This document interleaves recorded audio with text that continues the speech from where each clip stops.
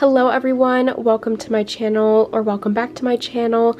My name is Grace. I'm the crochet designer behind stitchberryblog.com, where I share a ton of free crochet patterns. And in today's video, I'm going to show you how to crochet the coziest, softest, most luxurious headband you will ever make. This is seriously so easy and mindless to crochet, and it looks just like garter stitch. It is absolutely amazing. And spoiler, all you need to know how to do to crochet this headband is chain and work slip stitches. And this is the video tutorial, but I will have the free crochet pattern linked down below that will have all of the exact measurements and numbers for your size. In the pattern, I have 3 different widths, obviously the widest one, and then the medium, and then the smallest. So for numbers for all of these widths, as well as the length that you would like, all of that will be in the free crochet pattern that is linked down below. But with that, let's get into the tutorial on how to crochet the pearl headband. So what you will need to make this headband is fingering weight yarn. I am using this yarn from Quincy & Co. It's their turn line, which is 70% wool, 30% mulberry silk, and this color is called Oyster. And this is a really nice, soft fingering weight yarn, and we will be holding it with this really nice, soft yarn. This is Penna from Universal Yarn, and this is a Baby Surrey alpaca blend. It is very similar to mohair, but it is a lot softer than mohair, so it is really nice against your ears. It is so nice. I will have this all linked down below. So we're going to be holding these two together to create this really lovely, soft, fuzzy texture. The key to this headband being so luxurious is the Baby Surrey alpaca. You can make this with a light DK weight. If you do not have these weights or the Baby Surrey and you want this to be more affordable, then you can substitute a light DK weight or sport weight yarn to make this headband. But if you are able to, I highly recommend getting these yarns because it will create the softest headband you will ever own. So that is the yarn you will need. The amount that you will need will vary based on the size you are making, so whether you're making it for a child, for yourself, as well as if you are making the wide version or the small version. And you will also need a J 6mm crochet hook, scissors, a tapestry needle, and a tape measure. And before we begin, I will have the written pattern linked down below that will have the exact numbers for the wide version as well as the narrow version and how long to make it for a child versus an adult. So all of the exact numbers will be linked down below. This is just a general tutorial for how to make the headband. So you're going to want to take your yarn, and again, we're going to hold these two together as if they're one yarn. And I'm going to make a slip knot. So I have my slip knot, and then I'm going to take my crochet hook, put that in there, so we are like this. And we're going to start by chaining our desired number of chains. Again, this will vary based on what size you are crocheting. Okay, and we're going to start. You do want to chain really loosely, and again, see the pattern for exact numbers for the version you would like to make.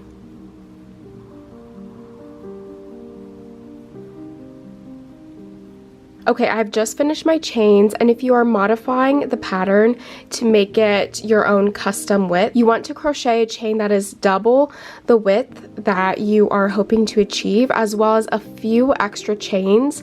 Because we are working with slip stitches, it will shrink the fabric, and we will be crocheting in a circular fashion like this because this is a tubular double thick headband. So this is about the width that my headband is going to be. So to begin row 1, we need to slip stitch into this first chain over here.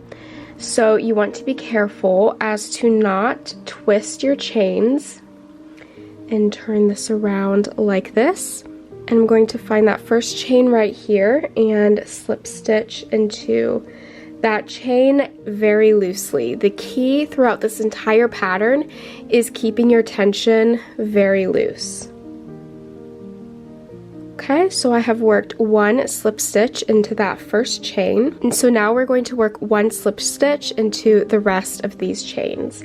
And again, I cannot emphasize enough, you want to crochet very loosely because you will be working into these slip stitches, and the tighter your tension, the harder it will be to work into those slip stitches, as well as the smaller your fabric is going to be. So the looser you keep your tension, the more you're able to maintain your gauge as well as the width of the headband. And a little trick I learned to keep my tension really loose is to physically hold a crochet hook looser than you normally do. Normally I have a pretty good grip on it, but I'm very intentional about holding it very loosely in my hand, as well as I'm holding the yarn much looser as well. I'm barely holding on to either. I'm holding on to the crochet hook just enough to be able to actually work the crochet stitches. And normally I keep a tighter tension on my yarn as well, but I'm also keeping it very loose in my hands so that it is easier to maintain a loose tension.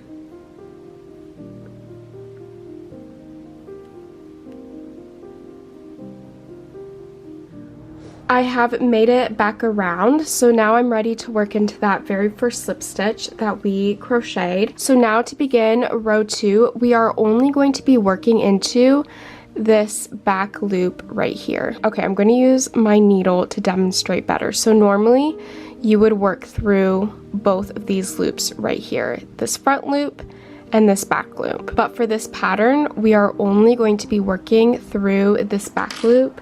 So you're going to insert your hook, and again we're just going to work a really loose slip stitch, so yarn over and pull through that loop and that first stitch, and we're going to continue working 1 slip stitch into the back loop of every stitch all the way around. And again, I'm going to keep saying this, you want to keep a really loose tension.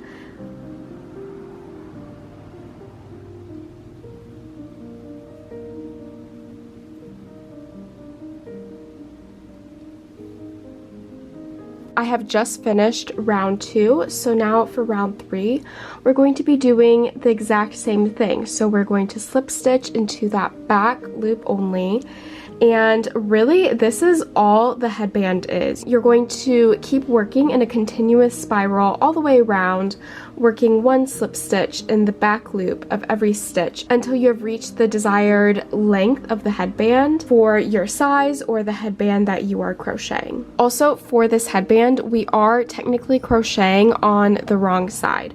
So as you can see, with this texture right here, we see these nice loops right here. It is still a really great texture, but if you flip your work, you can kind of see this texture that looks like garter stitch on the back side. So don't freak out, since your headband is not going to look like this garter stitch right here.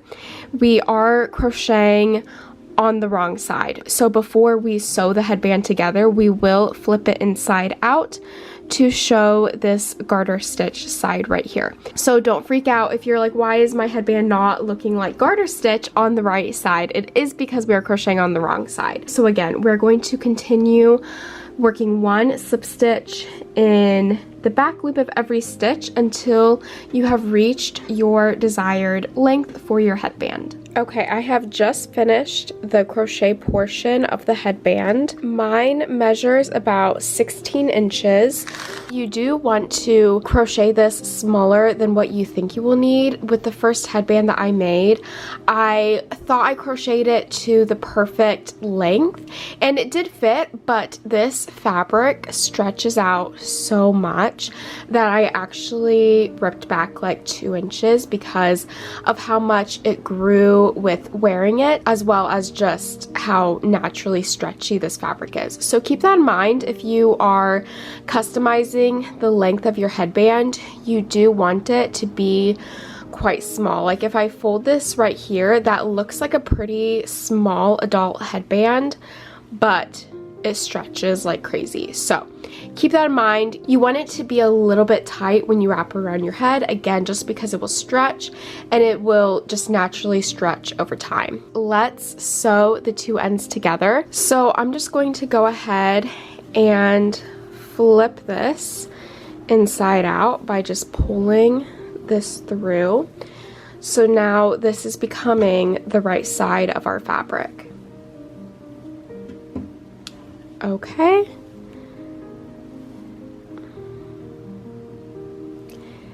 And it should look like this. I love this stitch so much. So now I'm going to cut a tail that is about 12 inches, so we don't need the yarn anymore. And I'm just going to pull the tail through to fasten off the stitch.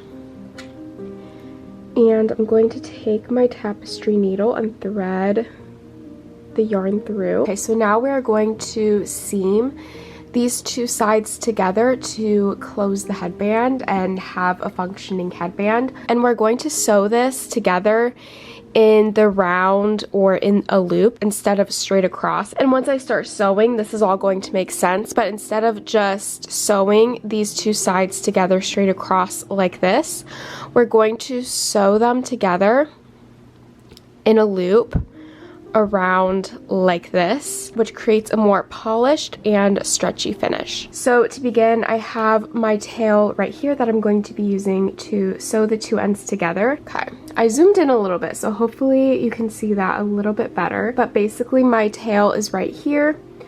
So I'm just going to work through that stitch on this side, okay, to connect that. So now I'm going to go into the next stitch on this side, which is right here, and I'm going to work through the aligned stitch on this side. And I'm just going to continue whip stitching the two ends together. And you want to pull this pretty tightly to keep it nice and secure. And again, we are only working through one layer on both sides, so I can see what I'm sewing together on this side. And we're just going to sew in a loop all the way around.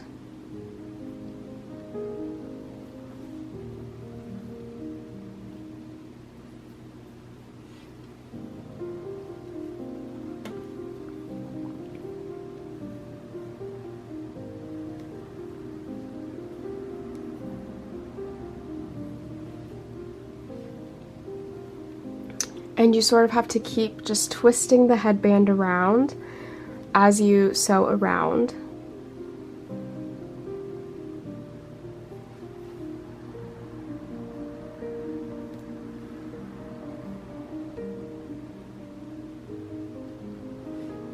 Okay, and I have made it all the way back around. I just have that little hole left to sew together.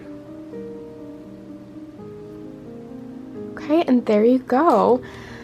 That is how you sew the headband together, and as you can see, it's still a tube all the way around, which again just provides more stretch, and you can also adjust better what part you would like to be the front as well as what part you would like to be the back. So now I'm just going to fasten this side off a little bit more.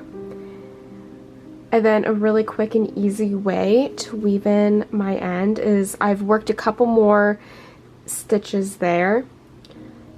And then a really quick and easy way to weave this in is I stick the needle through, and I went about a couple inches, came back up, and then I can just clip the yarn. And there you go. That is how you crochet the pearl headband. It is seriously the coziest, softest, most luxurious headband I have ever made, and I love how it literally looks knit. It is so cool.